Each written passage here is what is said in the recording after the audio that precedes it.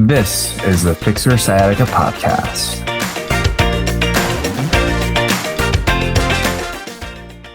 Let's talk about surgeries. Now, the purpose of working with me or working with physical therapists or any sort of other movement coach is to get you prepared or get you to recover from your sciatica pain without having to take medications or surgery.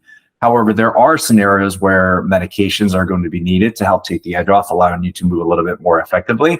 And then also there is a place for surgeries. And I myself am not a surgeon, I'm a physical therapist. And so during that time, I think it's important for us to understand what the conditions are for surgery, but then also what it looks like as a recovery standpoint. And so today's guest is, she was kind enough, we had the opportunity to speak a little bit earlier last year in 2023. Surgery was the route that she needed to take. So Keren, thank you so much for being today's guest. No worries. Happy to be here. And I'm really looking forward to having you share your journey, because what you dealt with is actually probably what a lot of the listeners have dealt with, and they're probably considering surgery and what are some things to consider. And so for starters, tell us a little bit more about yourself and your sciatica pain journey leading up to surgery itself.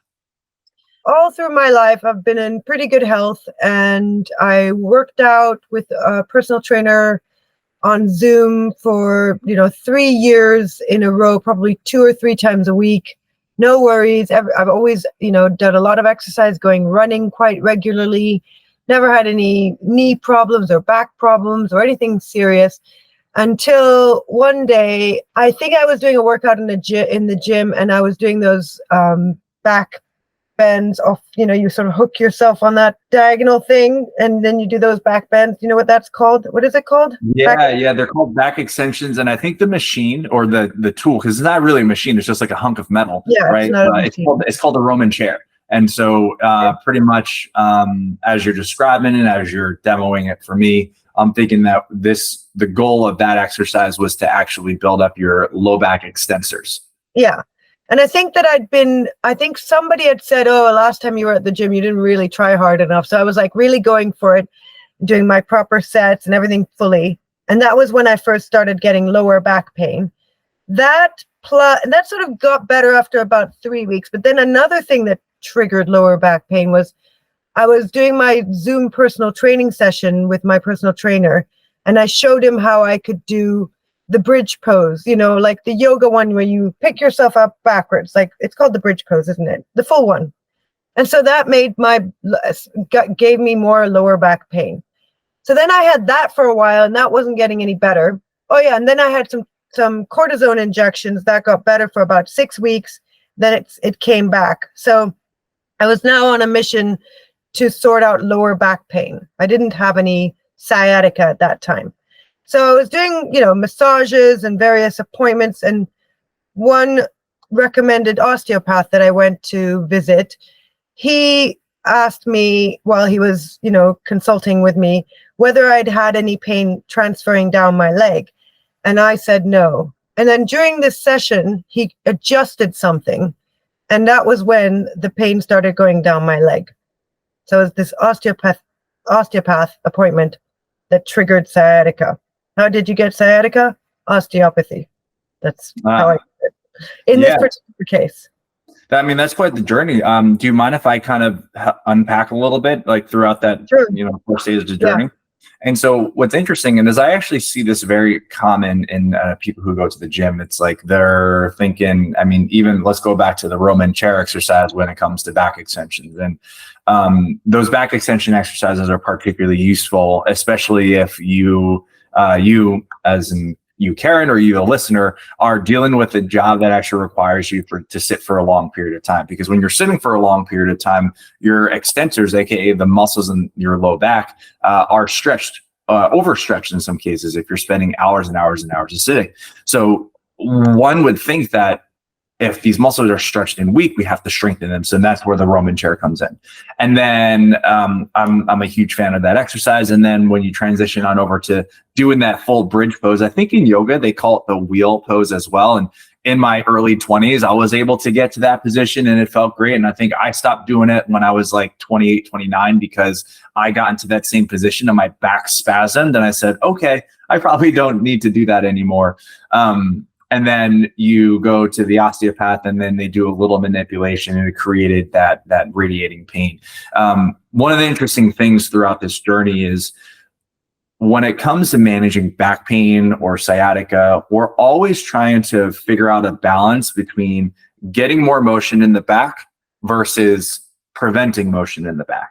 And each end of that spectrum will have its various different implications. And so it might have been that your body probably preferred a little bit more of like the back stability to ensure that your hips were doing most of the job. And perhaps that pain that you were dealing with might have been saying, Keren, we might need to move a little bit less. But this is all kind of inference from the past, but I'm glad that you're doing a lot better. I'm sorry that you had to go through that. So once you develop that sciatica, right, what were the things that you tried to do that helped, didn't help? And how long did you go through that journey before you were thinking, okay, I'm going to have to go see a surgeon? I think that it was from July till the following April that I was suffering from the sciatica. And at first I was like, okay, I'm going to do lots of walking around. So I would walk a lot, but basically it was a lot of limping. Anyone who was with me knew that I was limping and also kind of bent over a lot when walking around or when it was really bad. And at that time I could sit, but over time it came to the point where I couldn't sit without pain. And I had to use a standing desk scenario for work. And there were so many things that I tried. So there's these videos you can find on YouTube where they teach you about flossing, which is this point your toes and flex your toes thing. There's these two cool guys who do those videos. I don't know what they're called, but you probably know who I mean. They're like doctors who... Yeah, I think it's Bob and Brad. Yeah, Bob and Brad, the internet's most famous physical therapists. I'm a huge fan of it. As their own, they were cool. One friend of mine was telling me about how he'd been almost, ready to put himself into surgery, and then somebody had recommended this special doctor in Israel, and I was going to Israel anyway, and I must go to this doctor, and he's a bit weird, but I must go to him and do the same thing. So when I went to Israel, I went all the way. I limped to the bus stop. I took a 40-minute bus ride, limped to his office, and dealt with these people who didn't really speak very good English. So I had to use my not so good Hebrew. And it was really injections made with Traumeel, which is like I don't know, it's not aromatherapy or whatever, but it's homeopathy, right? So it's injections with Traumeel. That didn't help me though. There was Traumeel cream I was trying. I tried physiotherapy. One physiotherapy said I had to lie on my back and hug my knees for 1 minute every hour. I tried many back exercises. I tried a whole range of regular painkillers. I had to sleep on my side. I had calls with many people. One lady who I spoke to, she was a doctor herself, and she herself was saying, you need to get opiates. You need to get this kind of painkiller. There's no way regular painkillers will work. There's no way you can live without these opiates. People were going to bring those opiates over I was in Bulgaria at the time. They were going to bring them over to me, but my mom was like, no way are you going to start with opiates. And I, by that point, had already decided on surgery, so I didn't get onto any opiates, but it was getting to that point. I was on 1 hour of sleep a night. I was in the middle of the night. I'd be trying to I'd get up and start walking around outside in my outdoor boots and my underwear just to remind myself I could still walk. I was crying loudly because I was in a place where nobody was near me, so I was able to cry loudly. The dogs weren't even that sympathetic. They just kind of slept through it, whatever. it was really bad at the end, towards the end. This episode is brought to you by the Patient Advocate Program. Are you tired of not having support between your rehab sessions? Introducing the Patient Advocate Program, and we're focused on your recovery, and we're offering you 24/7 access to a doctorate of physical therapy. Stop waiting in line to be seen and stop spending hours doing long exercise programs. Imagine being able to get all of your care delivered straight to your phone. Best of all, it's affordable. We believe everyone deserves top-notch relief without breaking the bank. So why wait? Take control of your health today and visit ptpatientadvocate.com and book your free call with our experts. Yeah, I mean, what a really painful and long journey from July to April. And then let's talk about our interactions. Because I remember when we spoke, we were a little bit further down we were for sure down the road. You were lined up to get yourself prepared for surgery. And so from our interactions from, I think it was early 2023, or even before then, what do you remember from our interactions? Well, I remember that I'd been listening to your podcast, which was really great. I mean, to hear other people's stories and the way you dealt with, I was really impressed with you, and I was looking at all your videos. So that's why I reached out to you. And we had a session where you gave me some advice, but by that point I'd already decided on surgery. But what was great is that you gave me something really useful that I could use because I was going to surgery. You gave me some techniques on what to do once I'd had the surgery. How would I be getting up out of the bed safely? Like there was a whole thing where you have to like clench yourself up and like grunt so that your stomach muscles help you get out of the bed. So you're not straining your back when you're getting out, when you have to get up out of the bed and stuff like that. So that was really good. And, you're just like so professional. And so, I'd been dealing with doctors in countries where their communication styles are different to what I prefer. And you obviously have a very high level of communication, which I appreciate. So that was great. And it was just good to know that you were there if I needed to have something explained or, someone with a lot of experience. So that was great. I'd recommend you anywhere. Oh my gosh. Well, thank you so much. That was so kind. I'm so glad to hear that. I mean, surgeries themselves are just really scary. I mean, that you're going to just get something, even though if the technique is minimally invasive, like they're still going into your body. So when they're going into your body, there's like a risk of possible infection. But also the second part is like you're getting put under, which if you've never had general anesthesia when you're put under, it's a pretty scary thing. There's a lot of different things that you need to do. And plus there's going to be a transition from being in all the pain that you're in to ultimately being a lot less pain. But then, how do you get out of bed, right? How do you get out of bed? How do you move around? I remember in my early days and the early start of as a physical therapist, I was deathly afraid to work with patients who were just out of surgery, especially for back pain or especially for back surgeries, because they went in and they ended up, let's say, quote unquote, cleaning up a whole bunch of pieces in there. And then we had all these precautions and restrictions. So I remember with my fear, I passed my fear and anxiety onto my patients. And I said to myself, well, that's not going to do them any good. So after years and years and years of being able to work with these patients, I was able to understand, okay, well, these are the things that are used to keep us safe. We don't need to approach it with fear. We can approach it with a level of control. So Keren, tell us a little bit more about the procedure that you actually received, because there's a lot of different procedures out there. And previous episodes, I interviewed a couple of surgeons and they said you go to 10 different surgeons, they're going to recommend 10 different surgeries, right? So could you share with us a little bit more about the procedure that you received?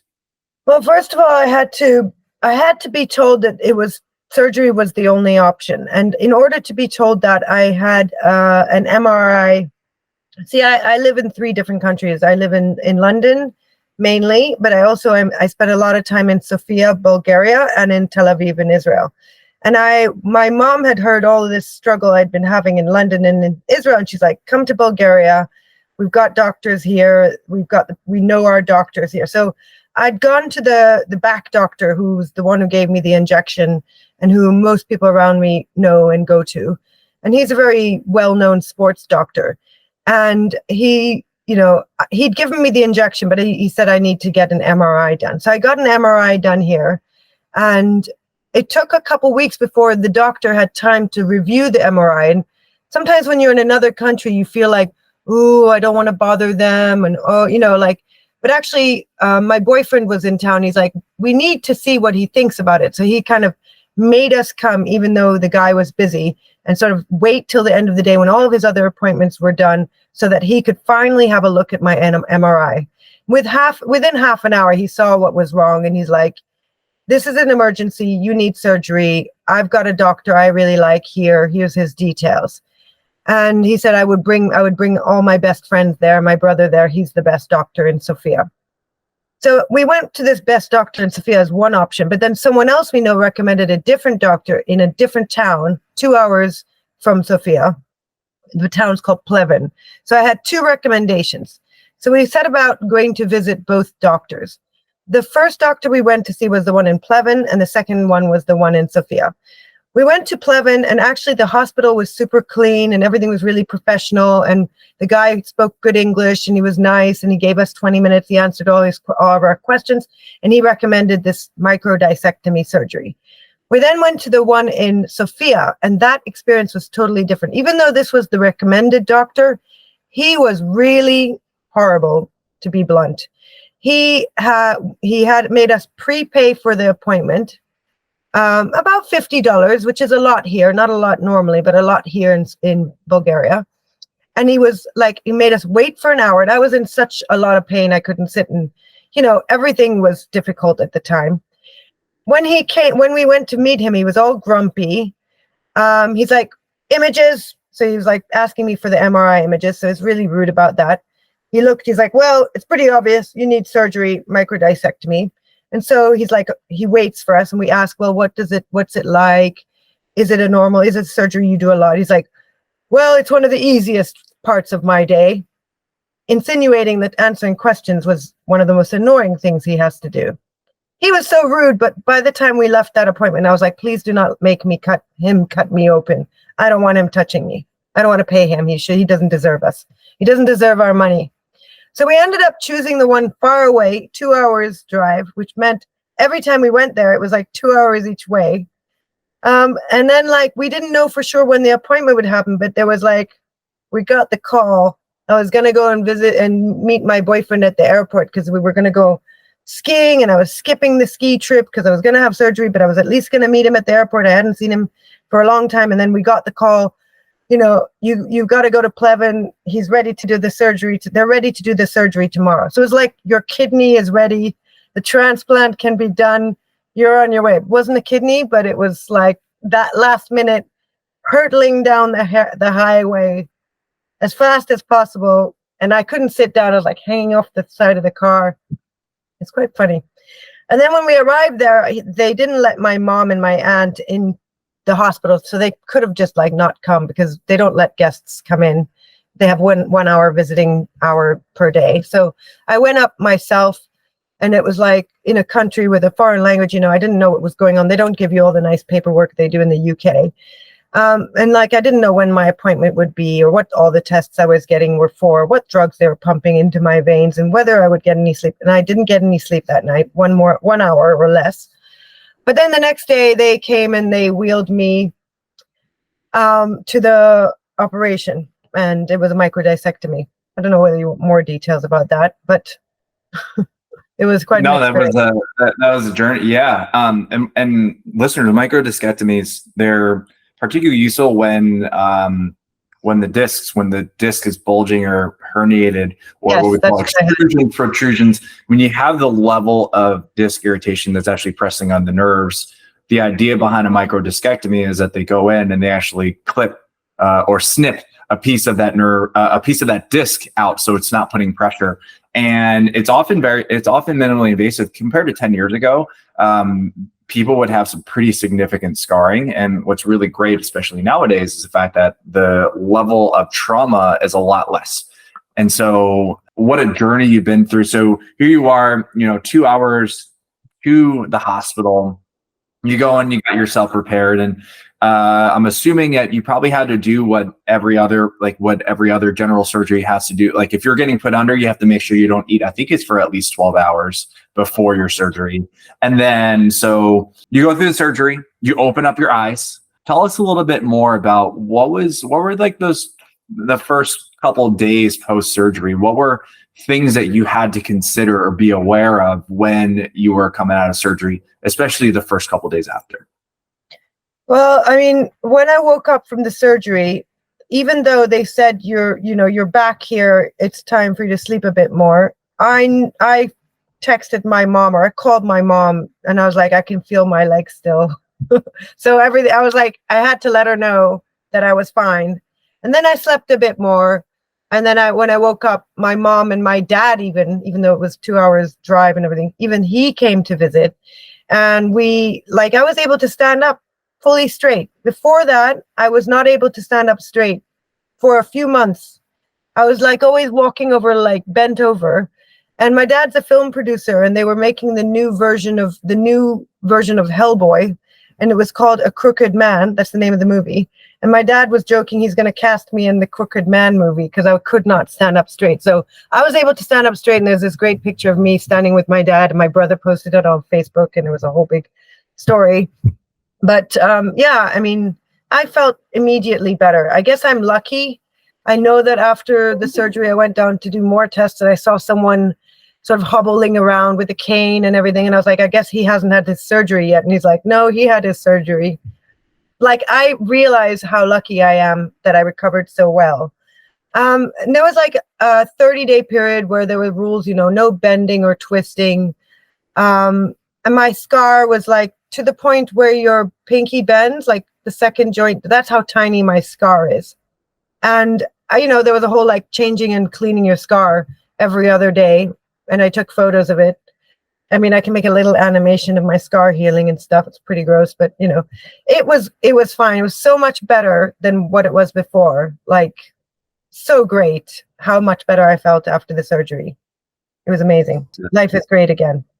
Yeah, what's interesting is that there are people who there's a point in their recovery or their lack of recovery where surgery is the only option, and it would be a disservice to the people that I speak with, it'd be a disservice to you listeners to say that surgery is like never the answer, but really there is a place for it. And so a story like Keren's actually shows how helpful it can be when you get through all the various different methods of taking care of yourself and nothing is improving. And a lot of times people get very, very nervous about, okay, well, what's the recovery like? But it seems, just based on your description, Keren, correct me if I'm wrong, that the recovery post-surgery, those 6 weeks that you had to do those restrictions, were literally a walk in the park compared to the pain that you went through. Definitely. There was no pain. I mean, yeah, even like, it's like a scratch. It's like no pain. It was amazing. It was amazing to have no pain after suffering for so long. Yeah. And that's awesome to hear. And you bring up this concept of, being lucky that you've recovered this way. What's really important throughout this entire journey, and I've discussed this with other surgeons, is I think it was probably in early 2023 or late 2022, when I was interviewing a spinal surgeon. And I was saying, well, how do you determine the technique or the procedure that you're going to provide for your patients? And what I really appreciated from these surgeons is they said, one, it's for sure what you see on an MRI, but then also the second part is how you present clinically. Because what ends up happening is that the two major surgeries that are out there, we'll say three, you have a microdiscectomy to address the disc. You have a laminectomy. A laminectomy is actually going to be taking off a portion of the bone, because the idea was that that bone overgrowth, or that extra bone, was actually causing the pinch. And the third piece was a fusion. And what's important is that the entire medical team has to be on board in regards to, well, what are our clinical findings? And so for you, Keren, was the fact that, everything was pointing to the fact that your pain was caused by the extrusion, the severely herniated disc that was causing a pinch on the nerve, as compared to, say, a bony overgrowth, which would have warranted, say, something like a laminectomy. So, and it is also exciting to hear that although you went to two surgeons and the experiences were extremely different, they both agreed on the procedure to be done. Yes. So that's also a really helpful thing as well, because there's so many different procedures, so many different doctors. We have to figure out, well, what's the best for us. Yeah, I mean, there's this whole theory that surgeons generally are not going to be the nicest people because they're like very scientific and they're just looking at the human body as a thing to deal with, and they don't think about how people feel. But, you know, as a surgeon, there is an element of fear, and you need to deal with that if you want to be a good surgeon. It shouldn't just be that you treat the, you know, body like a lump on the table that you're cutting. It's a human being here, and they've got families, they've got emotions, they've got fears. And I think it is important for these surgeons to learn some skills on how to deal with people, even if it's not their natural way of thinking. The other surgeon, apparently, if someone gets into a car accident and their bones are broken in thousands of different places, he's the one you call to deal with that guy who's just almost a lost cause. And then in that case, it doesn't matter. It's an emergency. You don't have to talk to the patient. But in my case, it was really helpful that my doctor, Professor Haritonov in Plevin, took the time. He didn't even have to take that long. We needed like 15 minutes of his time to talk to us a little bit and answer our questions. And that's all. You know, we don't want him to spend hours talking to us, just 15 minutes. Yeah. And I think one thing should keep of note, and I had this in an interview, I think it was like one of my earlier interviews with a rheumatologist, and I was telling them how amazed I was at how quickly they could come up with an answer or diagnosis or something like that. And on their end, because they have to know so much, a large part of their job is what we call pattern recognition. So it's like, okay, Keren, you walk into the office, you're presenting with these three like major signs, and it's like, okay, it's pointing at that. But one of the, and so I'm always really astounded by the speed as to which these clinicians can, come up with an answer and figure it out. But the magic, the really important part is being able to communicate it with you, the patient, in a way that that you can understand, but then also number two, that you don't feel dismissed. I think oftentimes because they go so quickly, it often gets lost. And the reality, and there's research that actually shows that when you and your doctor are on the same page, the outcomes of any sort of care is actually going to be even better. And you don't, as you said, you don't have to spend an hour trying to, communicate in a way, but there is an important part, we'll say there is an art in being able to communicate with your patients and your clients to make it so that they can trust you and also be willing to, go through something as invasive as that. So, Keren, here you are, right? You are dealing with so much pain for such a long period of time. You went through the surgery, recovery seemed like a breeze compared to what the life you were living before. Let's talk about the future, right? You live between 3 different countries. You have no pain. And yeah, tell us a little bit more about what the future holds, some of the things that you're looking forward to.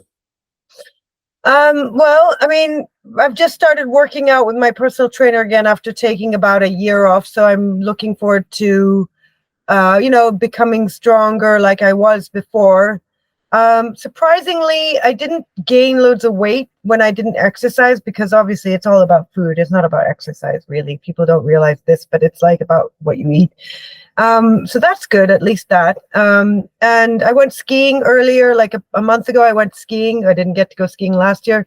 And it was amazing that I could do that and just be normal like everyone else.